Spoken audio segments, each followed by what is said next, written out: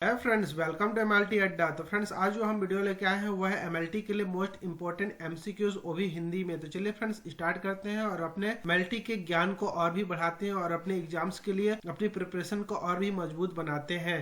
तो फ्रेंड्स, पहला क्वेश्चन है, वसा में घुलनशील जो विटामिन होता है वह कौन सा होता है? तो इसके ऑप्शन नंबर फर्स्ट है विटामिन ए, डी, ई और C. Option number B vitamin A, D, E और K. Option number C vitamin A, B, C और डी। ऑप्शन नंबर डी है इनमें से कोई नहीं। तो फ्रेंड्स, आप सभी को पता होगा कि जो विटामिन्स होते हैं वह दो प्रकार के होते हैं। जो विटामिन्स होते हैं दो प्रकार के होते हैं, एक जल में घुलनशील और एक वसा पे घुलनशील। तो इसमें जो पूछा गया है इनमें से कौन सा वसा में घुलनशील है, तो इसका जो करेक्ट आंसर है वह है answer number B, vitamin A, D, E और के वसा में घुलनशील होता है। और विटामिन जो बी और विटामिन सी जो होते हैं ये जल पे घुलनशील होते हैं।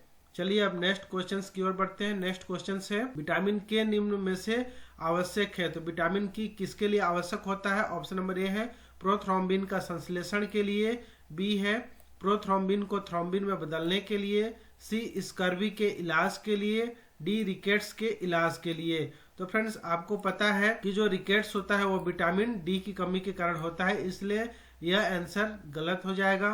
स्कर्वी जो होता है वह विटामिन सी की कमी से होने वाला रोग होता है, इसलिए स्कर्वी भी इसका नहीं होगा। प्रोथ्रोम्बिन को थ्रोम्बिन में संश्लेषण करने के लिए ये भी नहीं है, तो इसका करेक्ट आंसर है प्रोथ्रोम्बिन का संश्लेषण करने के लिए विटामिन के लिए आवश्यक है। विटामिन के आवश्यक होता है प्रोथ्रोम्बिन का संश्लेषण के लिए। Next question number third, vitamin B12 को जाना जाता है। तो विटामिन जो B12 होता है उसको किस नाम से जाना जाता है? ऑप्शन नंबर ए है cyanocobalamin.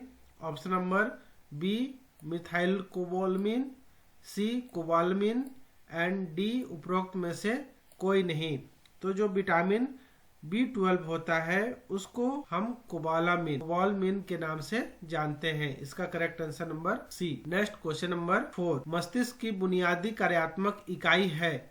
Option number A nephron, B neuron, C myoglobin and D histiocytes. तो फ्रेंड्स, इसका करेक्ट आंसर तो आपको पता ही होगा कि जो मस्तिष्क की कार्यात्मक इकाई होती है वह है answer number B neuron. Next question number 5, Wilson's रोग निम्न में से किसके संचयन से होता है? ऑप्शन नंबर ए तांबा, बी जस्ता, सी पारा एंड डी उपरोक्त में से कोई नहीं। तो इसका जो करेक्ट आंसर होता है फ्रेंड्स वह है आंसर नंबर ए तांबा। नेक्स्ट क्वेश्चन नंबर 6, लोहा महत्वपूर्ण घटक है। ऑप्शन नंबर ए हीमोग्लोबिन का, बी फेरिटिन का, सी ट्रांसफेरिन का एंड डी है TIBC का।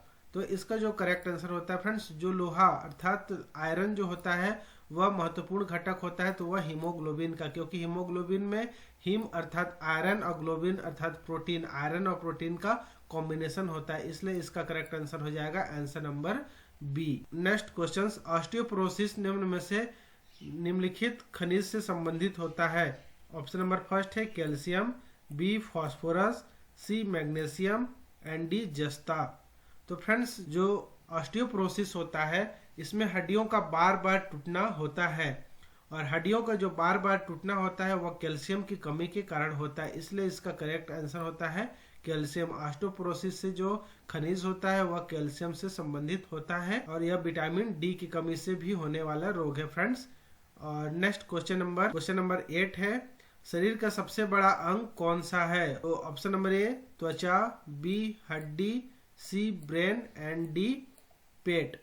तो जो शरीर का सबसे बड़ा अंग होता है वह होता है आंसर नंबर ए त्वचा। त्वचा ही सबसे बड़ा अंग होता है, इसके बाद ही कोई और अंग होता है हमारा शरीर का जो सबसे बड़ा होता है। तो इसका करेक्ट आंसर है आंसर नंबर ए त्वचा।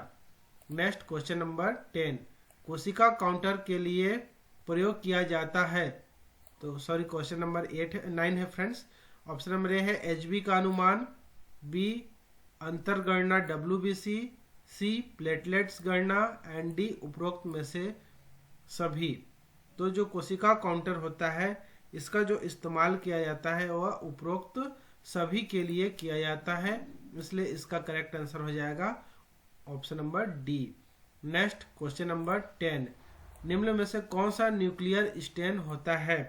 तो न्यूक्लियर स्टेन कौन सा है? Option number A eosin, B hematoxylin, C दोनों, या फिर डी इनमें से कोई नहीं।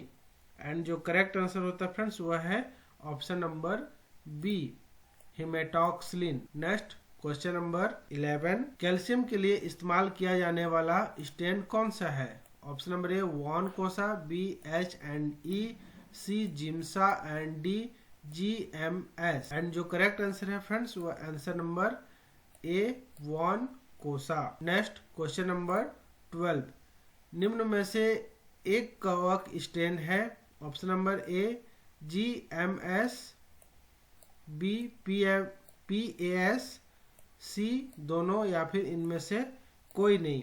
तो इसका जो करेक्ट आंसर होता है फ्रेंड्स, फंगी जो स्टेन होते हैं वह है आंसर नंबर ए GMS।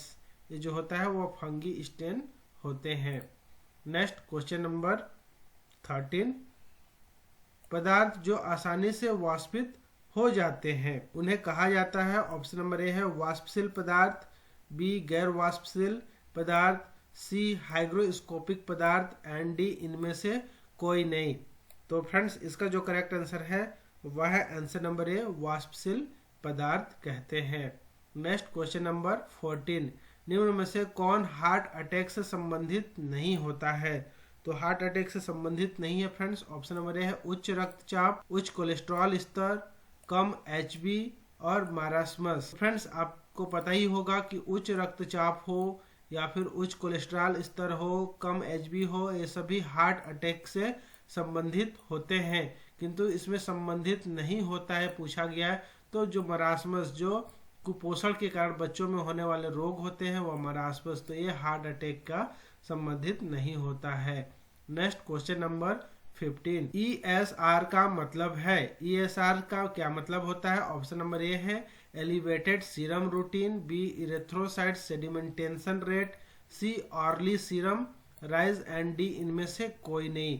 तो जो ESR होते हैं वो ब्लड में इरेथ्रोसाइट सेडिमेंटेशन रेट के लिए या ESR टेस्ट जो किया जाता है वह होता है। इसका जो करेक्ट आंसर होता है या फुल फॉर्म जो नाम होता है वह होता है इरेथ्रोसाइट सेडिमेंटेशन रेट देखा जाता है। नेक्स्ट क्वेश्चन नंबर 16, वैक्यूटेनर इस्तेमाल किया जाता है? तो जो वैक्यूटेनर किसके लिए किया जाता है? नमूनों का संग्रहण करने के लिए, या जांच के लिए रक्त के नमूनों का संग्रहण करने के लिए, या परिवहन के लिए नमूनों का संग्रहण करने हेतु, या इनमें से कोई नहीं।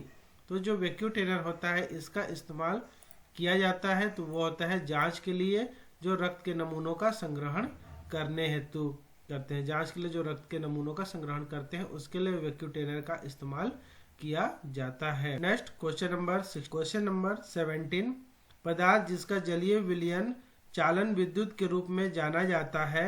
Option number A cation, B anion, C electrolytes and D अनाकार पदार्थ।